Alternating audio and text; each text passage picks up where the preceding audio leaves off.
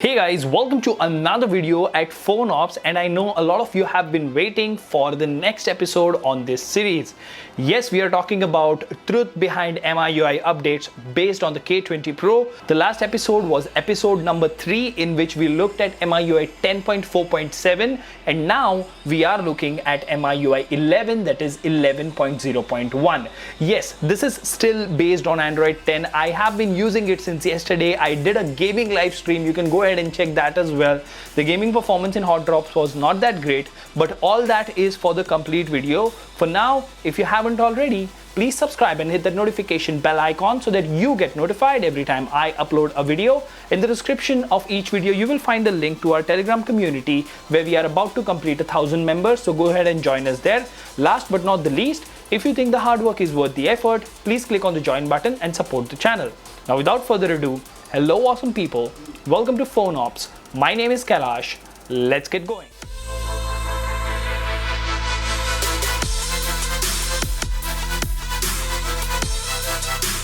So as always, we will first talk about the usability, the features of this ROM, what actually happened in the past when this particular update was released. Now remember, this was MIUI 11 back in the day wherein people were excited about MIUI 11. They had a lot of hopes with it. So, you should be excited because I'll tell you one thing compared to MIUI 12. Now, in a way, compared to MIUI 12, any other operating system which is a previous version of MIUI feels fast, feels snappy. It might not look that appealing when it comes to the UI look and feel, but it runs snappy AF, to be very, very frank. The app launch animations are great. There are no major stutters. There are no over proposed animations which cause lag and stutter, and I have been using this as my daily since yesterday. The fingerprint works great. The camera clarity is great. So all in all, this is a very, very decent update which was given to the K20 Pro, I think maybe 1 year back, 8 months, 10 months or a year back. Now the reason we have this particular series going on is because every major update like MIUI 10, MIUI 11, MIUI 12, we do benchmarks, we do gaming test and stuff like that, and by the end of the series we come to know that for a given device, which is the MIUI version, that is great. Now before we actually look at the benchmark numbers, I would like to share my initial experience. Now as I said, this is very, very snappy, very, very quick. Now if you are on MIUI 12, you would notice or you would remember this smooth, fast, flowy animations and speed on the K20 Pro because it's working like a boss. That is what this phone was back in the day. People were calling it a flagship killer, and it had such software to go with it. I mean, just look at the animation of the app vault from left to right, and it is smooth as butter. I would not compare it to OnePlus or iPhone, but I'll tell you, there's no harm in this. If you reboot the device reboots quickly, the GPS works fine, there is rock solid stability when it comes to Bluetooth, Wi-Fi, everything works great. I don't see anything that is missing over here. So if you go to SIM cards and mobile networks, let's see if you have Wi-Fi calling. There you go. So you have Wi-Fi calling as well. So more or less, all the features are working as expected. There is not much of a problem when it comes to using this as a daily driver. And that is the reason it fascinates me that, you can actually have an unlocked bootloader. You can flash this using Orange Fox or any TrueBlue of your choice.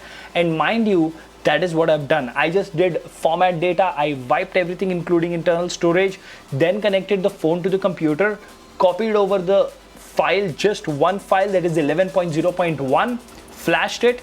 It's been more than 24 hours. The phone has been working like a boss. The 27-watt fast charger works, no glitches, no errors. There might be some small bugs which you might have experienced back in the day, because of which MIUI 11 got a couple of more updates. But if we have a look, the MIUI version is MIUI 11.0.1. Android version here is Android 10 as of course, and the security patch is 1st of October 2019. So I think this update would have released somewhere in November or December 2019. So this update is definitely more than a year old, and if we look at it, it makes us realize that more than a year back, the K20 Pro used to be a beast.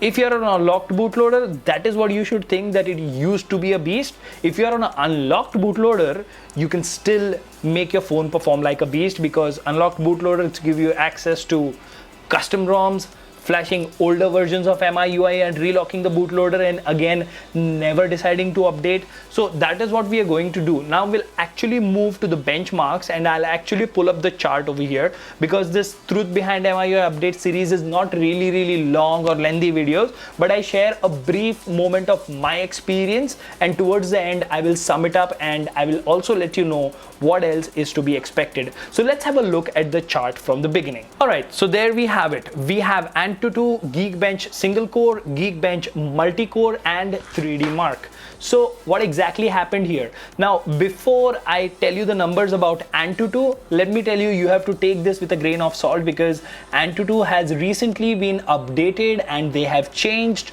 the way their scores are given to any particular device. So we do see 500 and 1642 in terms of the score, but prior to this, in MIUI's first update, the phone, the update with which the phone shipped, we initially got 439,112, and in 10.3.5, that is Android 9 again, we got 440,283, and again in 10.4.7 Android 10, we got 425,801. But now the version of Antutu and the mechanism has changed, which means in MIUI's 11.0.1, we are getting 5,01,642. So I would request you not to compare this with the previous updates.